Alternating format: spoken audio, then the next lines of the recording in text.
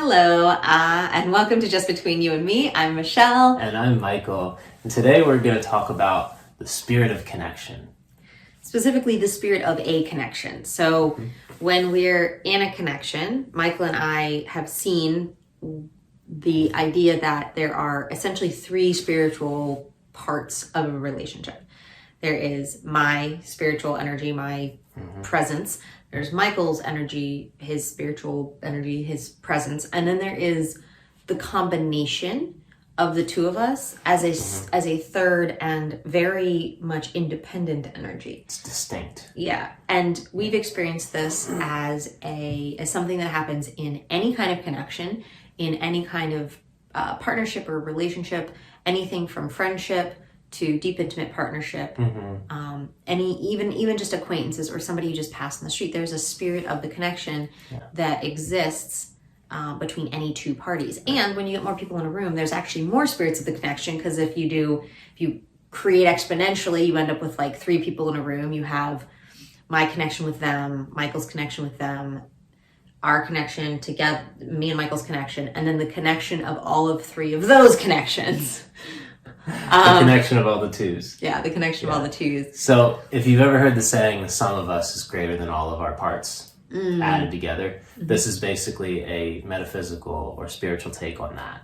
Yeah. Relationship take. Right. Basically, like me independently is me independently. Michelle independently is Michelle independently. Me plus Michelle independently is here. Me plus Michelle together is like, there's more spirit there. There's more connection. There's more energy there because we're interacting. We're connecting. Yep. Yeah. So we call that the spirit of the connection, or the spirit of a connection. Yeah. And it really is its own entity. And we've experienced it where one or the other of us is more connected to that energy than at any given time. And and for us, for the most part, though there's a few exceptions, but for the most part, it seems that in this connection, I'm a bit more connected to the spirit of the relationship than Michael is in general. It's not exact, but it's an in general kind of thing. And so there's a great opportunity to notice and learn here, because it really speaks to my independence and aligning with that independence growing up. So I've learned to pull back more often and to provide for myself more often, and so I'm not always as present to the connections when I haven't figured out how to make them work.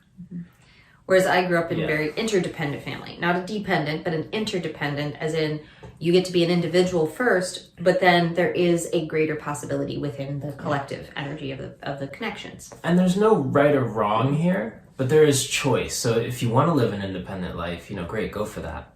And if you want to live a connected life, with a lot of human connections in your life and everything that's available there, then there's a way of being there. And so as I have stepped into wanting more connection and wanting a more connected life, I've had to face these independent mentalities that have been hardwired into me.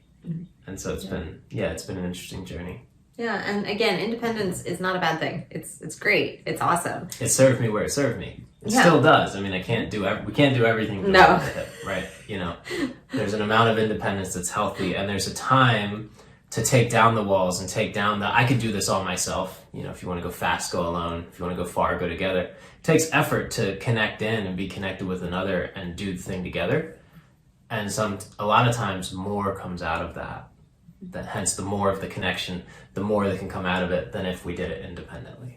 Yeah, and I think at least I know that a lot of people that I've worked with have struggled with this shifting from very strong independence to interdependence, because they believe, or they can sometimes feel like it goes from independence to dependence, which is actually not what we're speaking to here. So I want to make that really clear. Right, that's an excellent subtlety to highlight.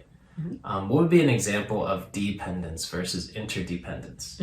How could we highlight that? So dependence would be like, I can't make a decision without you. That's dependence. Versus interdependence, I make a decision considering how it would make you feel, which is different. I mean, I might still make a decision that doesn't align with the perfect idea of how you're going to feel, but I consider your feelings before I make that decision. Yeah. And I ultimately create the decision myself. It's still me creating the decision, but I just consider if the decision involves other people, how are those people going to experience that decision?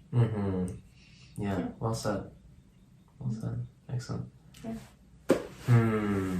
But that doesn't stop me from making a decision, which is what dependence would create as stopping. It's like analysis paralysis without having both people like on the same page at the same time. And independence would be, I'm just creating the decision for me and I don't have to consider anybody else. Yeah. And a little subtlety in between there, it speaks to another interesting dynamic. If the other person is considered, I feel like I've done this before, is like consider the other person and then feel like I need to make a decision that's best for me and that's not going to necessarily land well with the other person. And so assuming there's either going to be a win-lose or a win-lose. And like you need to choose one or the other and then just making that decision independently instead of like bringing it to the other and say, how do we create a win-win here? Yeah, I think for me, dependence is very much like a lose-lose scenario for me personally. And you end up losing, but then you end up losing too. Independence creates more like lose-win or win-lose. So it's more like if I win, then you lose. If I lose, then you win. And then it can create a feeling of like, it can create like a personal hostage situation around your boundaries and around my boundaries and around what I think is ultimately best for me.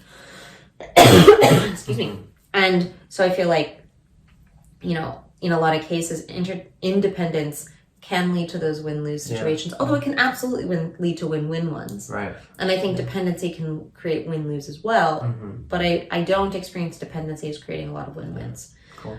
Interdependence, on the other hand, for me, I only see it as a space of creating win-wins, because interdependence, in order for it to win, it can only win for me.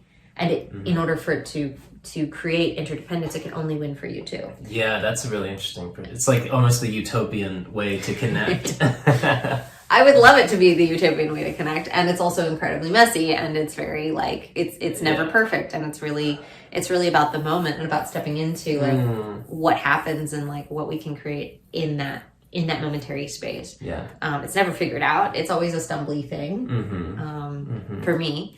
And for a lot of people that I've experienced that with too. And I think that really results to the either codependence or independence mentalities that we've developed as we grow up and solidify our mindsets to figure out how best to survive in this world and create what we want. And there's that messiness of realigning or reprogramming to or towards interdependence. Yeah. So it's interesting because our conversation around the spirit of the connection led us into interdependence, which was not quite what we were expecting, but it definitely is an interesting thing to notice. Solid pathway. Yeah, so I think that wraps up what we're talking about today. So thank you again for joining us on Just Between You and Me. If you enjoyed anything that we said, please leave a comment in the comment section down below, or if you have anything about interdependence or the spirit of the connection. Yeah, what you thought, what you want to hear more of, please like, share, subscribe as well. If you want to reach out to us, our emails and social media is in the description down below. And thank you all for joining us today on Just Between You and Me. I'm Michael. And I'm Michelle. We'll see you next time.